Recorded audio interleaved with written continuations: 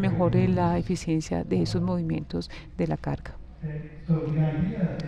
La idea es unir los puertos secos y las áreas de los camiones, estos puntos de estacionamiento de los camiones.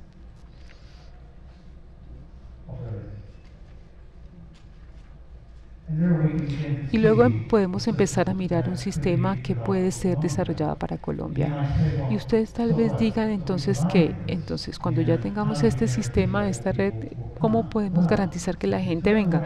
Si se hace de la manera correcta, se le ofrece a los clientes una cadena logística segura para sus clientes que pueden utilizarla. Por ejemplo, un camión puede entrar esta cadena a través de un puerto seco o de un punto de escalonamiento, y cuando llega se le da un equipo de GPS, se le da sellos en sus contenedores, y se paga por la compañía de transportes, pero el sistema, digamos, los beneficios que puede obtener son muchos más altos que los que no se tuvieran. Ya más adelante les mostraré los beneficios que se pueden obtener de esto. Cuando el camión llega aquí, todos estos están conectados a través de unos sistemas de despacho de algo es algo que ya tenemos en los puertos. Yo quisiera mencionar que el principio de esta idea es cuando se está haciendo, es igual a lo que se está haciendo hoy en los terminales. En Cartagena tienen un sistema de naves que controla el movimiento de la carga con equipos, y lo que se trata de hacer es coordinar eso, y si se reduce el tiempo entre el cargo y el equipo, entonces se mejora y se aumenta la capacidad del terminal para manejar el volumen de carga. Esto significa al final que si se reduce lo que de otra manera podría ser un capital de inversión en el puerto. Si tenemos el concepto de tecnología y lo aplicamos a esa cadena logística de transporte, podemos coordinar y manejar los movimientos de los camiones con dispositivos electrónicos mientras se mueven. Digamos que llega un camión aquí, se le chequea su entrada, se le entregan los dispositivos y se le ponen los sellos en los contenedores. Se le dice al camión que siga, luego sigue, de pronto va para Cartagena, para Buenaventura. Aquí utilizaré Cartagena como ejemplo. Digamos que llega entonces, o que entra a otra fase en la cadena. El despachador entonces sabe que ese camión solamente puede tener 4 horas, pero si el camión se demora 12 horas, entonces decir, ¿qué le pasó a usted? ¿Por qué se demoró tanto? Si él puede decir, no, yo fue que me varé, el señor del control, del punto de control, sabe que él se fue lejos de la carretera, y eso puede ser una causa para que se inspeccione el camión, o para realmente preguntarle al, al conductor qué fue lo que pasó. Eso puede explicar y conocer cuáles son, digamos, las causas para que se vaya más, se tome más tiempo en el transporte. Eso puede imponer una disciplina en el comportamiento de los conductores también, y mejorar de todas maneras la cadena. Digamos entonces que aquí un barco se demora 3 días para llegar a Cartagena. Este conductor del camión se puede detener aquí por 3 días, en lugar de que llegue a Cartagena y se quede allá ubicado durante los 3 días y se congestione más. Si ustedes van a Cartagena o Buenaventura, ustedes van a tener esa congestión de los camiones, y se van a poner allí al lado en cadena, se van a quedar dormidos debajo de los camiones, y eso tampoco es bueno para los conductores. En lugar podríamos tener otro, también se puede tener un riesgo en la carga y en los contenedores, haciéndolo de esta manera. Cuando finalmente llega el barco, se puede dejar que este camión siga su ruta hasta que llegue al puerto. Así, en estos sitios se pueden tener dormitorios, cafeterías, aire acondicionados. Yo dije que podíamos hacer en chiste que puede haber chicas que bailen en estos sitios. De todas maneras, la idea es poder controlar ese flujo de camiones. ¿Qué podemos hacer entonces eh, eh, digamos, para los camiones, digamos, un imbalance entre la entrada y la salida. Entonces lo que tratamos de hacer es manejar de manera eficiente este manejo de los camiones. Se pueden también incluso poner eh, unos tableros en donde se puede hacer publicidad sobre el sistema y se puede decir yo voy para Cartagena, si quiere le recojo en el camino su carga. Estas etapas pueden ser muy útiles en ambos sentidos y pueden reducir el número de transporte que se pueda requerir y se mejora el flujo de camiones en la red.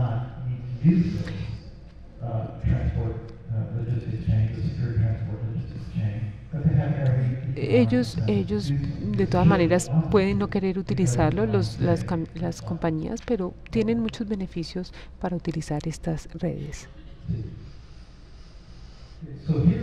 Aquí hay un ejemplo del tipo de servicios que se pueden tener para muchas de las partes involucradas en esta red. Servicios de despache, monitoreo por GPS, almacenamiento, ventas pequeñas, sellos, consolidación y desconsolidación, bodegaje, aduanas. Puede haber un arreglo para los, digamos, camiones y eh, tenemos ese bodegaje.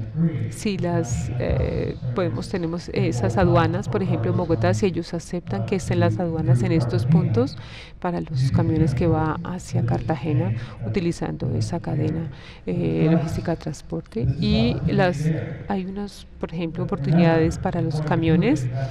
En Buenaventura se tienen 400 o 500 camiones, no son camiones captivos, sino también conductores y cargas captivas. Se pueden ofrecer otros tipos de servicios también para las cargas, para los conductores, consolidación de las cartas, por ejemplo.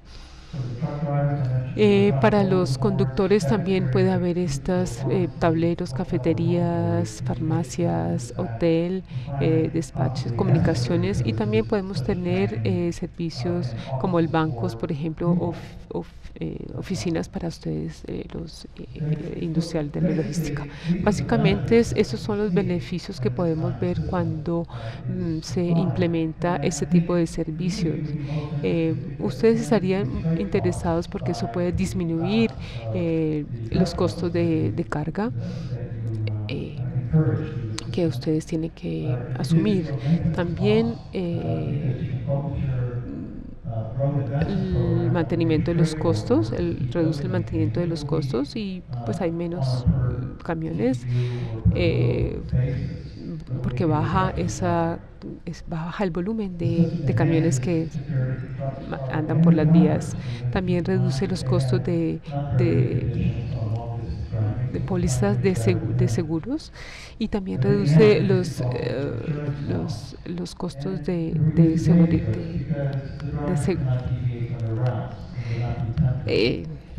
de seguridad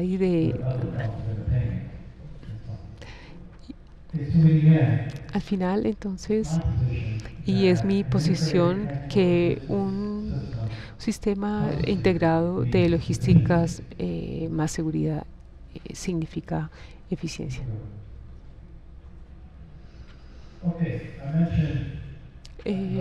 Al principio de la presentación mencioné que ustedes todos se encuentran, tienen beneficios en esta cadena. Y yo creo que todo el mundo aquí puede decir que utiliza muchos elementos, sobre todo los elementos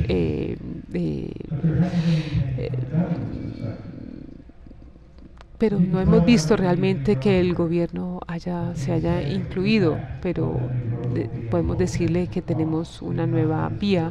El gobierno no puede desconocer cuál es el impacto. Si existe una opción para invertir entre una vía y un puente, el gobierno hoy diría no tiene una herramienta para determinar cuál es el costo general o el beneficio de uno u otro. Lo que hemos hecho nosotros es desarrollar este software que se llama FastPath, que le permite al gobierno a determinar en primer lugar el análisis sobre la eficiencia de ese sistema logístico en términos de tiempo, costo y confiabilidad. Lo podemos hacer con esta herramienta y esto se hizo en el puerto de Callao. Podemos mirar el sistema de logística y este ofrece una manera de calcular de la pantalla e indica al software con lo que se está trabajando. Aquí tenemos la ventana para la entrada.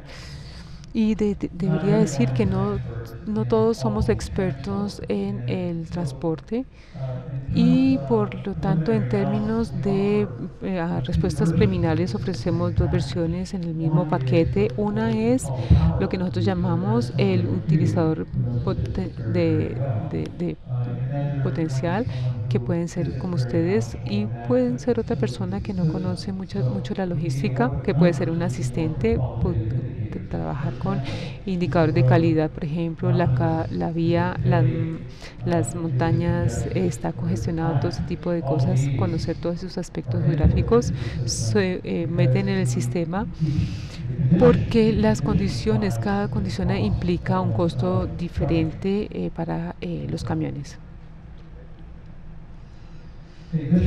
Esto nos muestra los resultados resumidos de la herramienta y esto es una cadena de logística. Aquí tenemos la vía, la carretera y nos muestra la cadena logística completa y la parte roja muestra donde hay problemas en términos de tiempos, costo y confiabilidad.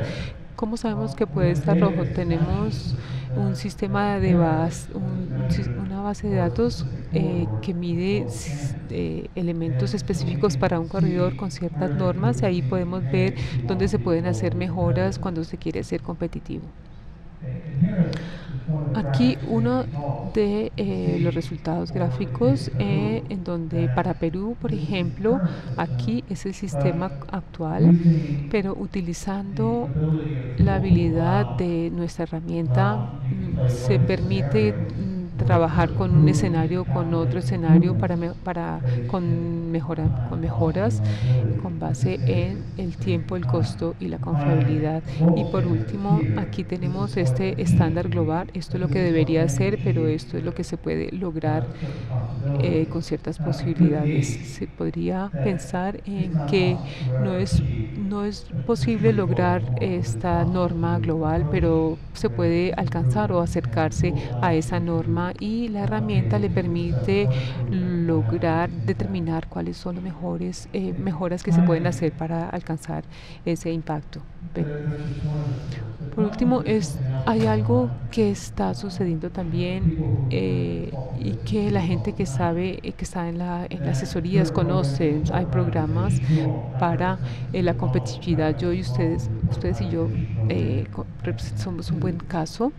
Hemos trabajado aquí desde 1999. Lo que nosotros hacemos es que países como Colombia, por ejemplo, no han querido esa transferencia al monopolio privado. Esto no quiere decir que puede haber digamos una actitud a trabajarlo así. El monopolio, el comportamiento monopólico puede ocurrir, pero ustedes como usuarios pueden estar relacionados y diferentes partes, por ejemplo, llegan a un acuerdo. Esto es lo que puede haber sucedido en Colombia aquí en el pasado. Por ejemplo, en el caso de Puerto Limón, estas compañías son monopólicas en cierta medida y han mantenido los precios altos. Lo que el gobierno necesita es una habilidad para manejar ese comportamiento monopólico para el manejo de los puertos. Esto no es para definir los precios, sino para que hay incidencias en ese comportamiento antimonopólico. Eso sucedía algunos años antes en Colombia. Yo creo que algo que puede suceder, algo que sucede en Rusia, eh, aquí se ven los contenedores como un insumo. Vemos el flujo aquí y vemos que aquí el flujo en Bogotá y, y opciones de transporte también y manejo digamos de las operaciones. También tenemos comparación sobre las tarifas y el funcionamiento financiero. Teniendo en base todos estos elementos, vemos un punto. El puntaje es de 35, lo cual significa que existe un entorno que puede manejar ese comportamiento anticompetitivo. Estas son las herramientas que tenemos hoy en día y básicamente a la industria de la logística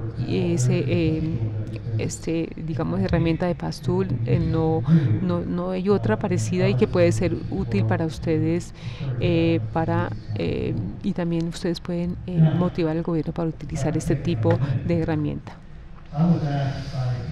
Alguien me preguntaba ayer lo que yo pienso sobre la situación de Buenaventura. Yo tengo muchos amigos en el sistema de portuario aquí en Colombia y que le pregunté qué quiere decir, qué quiere decir, o sea, qué piensa usted de la expansión del puerto de Buenaventura. Si esa concesión del puerto de Aventura debe ampliarse o extenderse. Yo veo la concesión como una solución al problema, no es un tema de debate. Si el gobierno no extiende la concesión, quiere decir que los accionistas no tienen incentivo para hacer ninguna inversión hoy en día. Si la concesión expira, y yo creo que expira en el 2013, quiere decir que no va a haber ninguna inversión hasta que se llega a una concesión. Cuando se tiene un nuevo concesionario que quiere expandir el puerto, se quieren 2 años más antes de que se puedan obtener beneficios de esas inversiones que se puedan hacer. Estamos hablando de 10 años más y para ustedes seguir sufriendo de esta congestión que se presenta en Buenaventura y hacerlo durante los próximos 10 años. Yo creo que esto es una política muy crítica y es una conjuntura muy difícil hoy en día en Colombia, cómo manejar esta coyuntura. Tal vez el negocio podría ser de que si se mantiene esa concesión, el gobierno también debería promover esa competencia en Buenaventura para poder manejar esta parte de Colombia. Ese es básicamente mi punto de vista sobre Buenaventura y quería comunicárselo a ustedes. Ese es el final de mi presentación y muchas gracias por su atención, porque ha sido una sesión muy larga.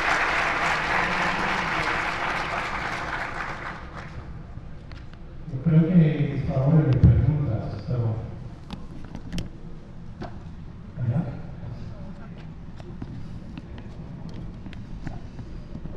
Gracias, profesor Queso, director del Instituto Nacional de Puertos y Vías Navegables de la Universidad Estatal de Luisiana. El procedimiento es el mismo. El personal de va a recoger las preguntas y les recordamos, por favor, de iniciar el formato de evaluación correspondiente, el cual ya se ha entregado totalmente evidenciado al final del evento para participar en la rifa del viaje de Andrés para las personas con todo incluido. Nos acompaña también el doctor Edgar Higuera para la coordinación de esa sesión.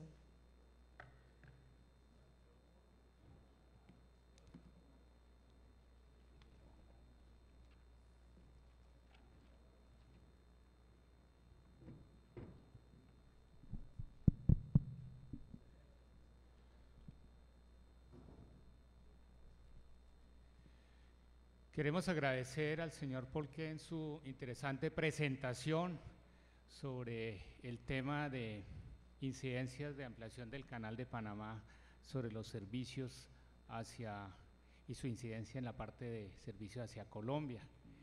Ustedes notarían que en su conferencia habló sobre los nuevos tipos de buques, sobre las nuevas rutas que se generan, sobre esa flujo logístico que se da y las demoras que se traspasan hacia el usuario en la medida en que la infraestructura no es la mejor y se tienen algunas problemáticas que manejar.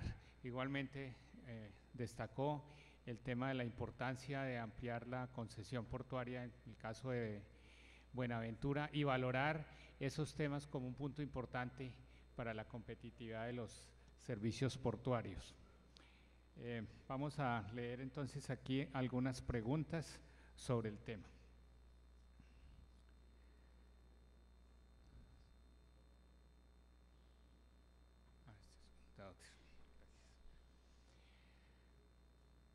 Primera pregunta dice, sabemos que el puerto seco se establece para descongestionar los puertos. Por su experiencia, ¿qué tan efectivo y beneficioso puede ser esta decisión?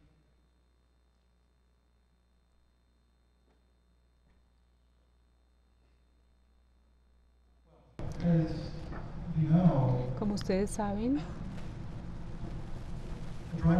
un puerto seco es un punto marítimo sin agua. Es una gran inversión y realmente no estoy promoviendo este tipo de inversión en los puertos secos.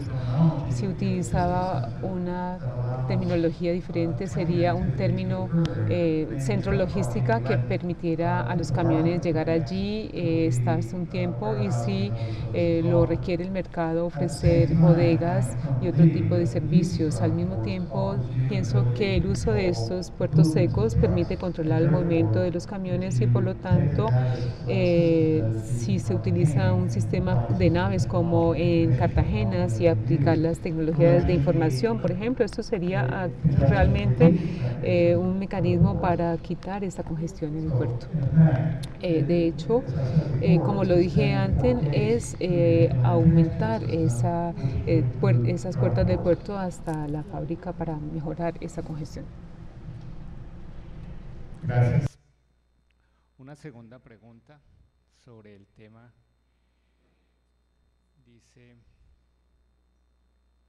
¿cuál podría ser una medida inmediata para solucionar o por lo menos aliviar la congestión portuaria en Buenaventura?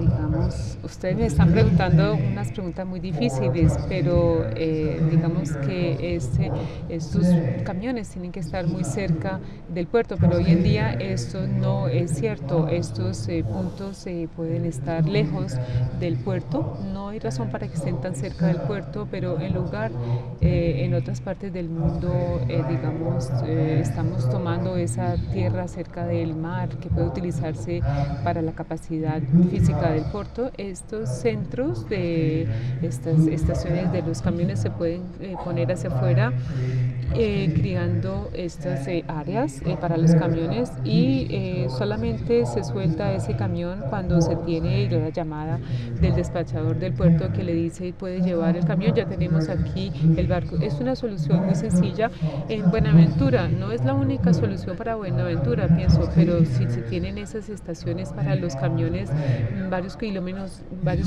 fuera del puerto, también se tienen esas ciudades, las calles de la ciudad también son un problema, pero el gobierno también tiene que poner su parte para mejorar la eficiencia del puerto y yo creo que el presidente Uribe ya declaró para beneficio de ustedes que la logística es una prioridad durante su administración. Es una manera de mejorar la logística es dedicar a las vías una parte y también a las vías de la ciudad. Una solución a término más corto, esas sedes para los camiones, esos centros son importantes. Muchas gracias. Una nueva pregunta dice, ¿sabe usted cuál es la capacidad utilizada actualmente de los puertos de Colombia? Y si en el 2007 entráramos con el TLC, ¿esta capacidad aguantaría? ¿Qué sugiere para operar más eficiente mientras tanto se hagan las inversiones para expandir esta capacidad? Esa pregunta integra tres preguntas más que estaban hablando sobre la eficiencia del puerto.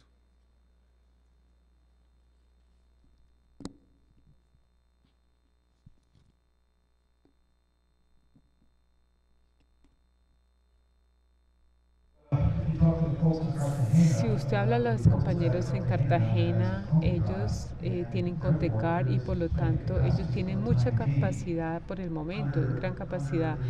En el TLC yo sé que aquí hay mucha gente en Colombia que tiene muchas expectativas en el TLC para aumentar los volúmenes de comercio. Esto puede suceder. Yo no sé realmente no sé la capacidad la capacidad física del puerto de Cartagena, pero creo que Contecar está vacío y yo creo que ellos pueden tomar esa decisión que tiene un impacto en su capacidad en el corto plazo. Si tuvieran y lograran expandir ese acuerdo de concesión, podían, digamos, una recuperación en 20 años de inversión. La pregunta de ella es, ¿deberían invertir en Contecar, donde tienen todos, o ellos deberían continuar invirtiendo en el tamaño del puerto actualmente? Hay un problema, si ellos no invierten, entonces la productividad va a bajar. Es mejor tener más grúas disponibles que tener algunas solas disponibles en estos muelles, y es mejor tener más porque ninguno de los barcos se va a beneficiar de esa eficiencia máxima. En términos de Buenaventura es claro que no hay capacidad suficiente. Si vamos a Buenaventura y en cualquiera de los edificios se puede ver esa falta de capacidad. Se resultan vías internas para bodegaje. Hay problemas evidentes, no hay solo problemas operacionales. Yo no digo que sea bien o mal, que esté bien o mal, pero la combinación de muchos tipos de cargas manejadas en ese, digamos, espacio tan pequeño crea problemas de eficiencia interna. Siempre se ha recomendado por varias agencias de asesorías que se moviera el terminal de café para, digamos, mantener ese tráfico, quitarlo, que esa congestión, y obtener mayor espacio. Habiendo dicho eso, si no se pueden hacer esas mejoras, es necesario de todas maneras crear un entorno que promueva esa inversión privada como lo dicta el mercado. Hoy en día hay un plan en Agua Dulce y hay otro plan con el señor Salazar y su grupo para desarrollar nuevos terminales en esa zona, pero cuando sabemos que vamos a comprar una casa, a veces sabemos que no tenemos la plata, y esa es la situación que está sucediendo allí. No hay incentivos o provisiones de las políticas para promover esa inversión privada, porque en este momento, en el caso de Agua Dulce, por ejemplo, necesitan análisis, diligencias, y ellos no tienen los recursos financieros para hacer los análisis, diligencias se requiere para poder llegar a cabo esos proyectos y establecer los estudios que necesitan hacer para estar de acuerdo con las exigencias bancarias y financieras. Ellos tienen que llevar a cabo también estudios necesarios para que les corresponden a más de $1 millón. ¿De dónde van a conseguir el dinero para llevar esos estudios? Agua Dulce y el otro terminal, el señor Salazar, escúcheme, pero no me acuerdo del nombre. En todo caso, ofrecen posibilidades de expansión, pero una vez más, ahí no hay apoyo gubernamental que pudiera motivar o incentivar la inversión privada.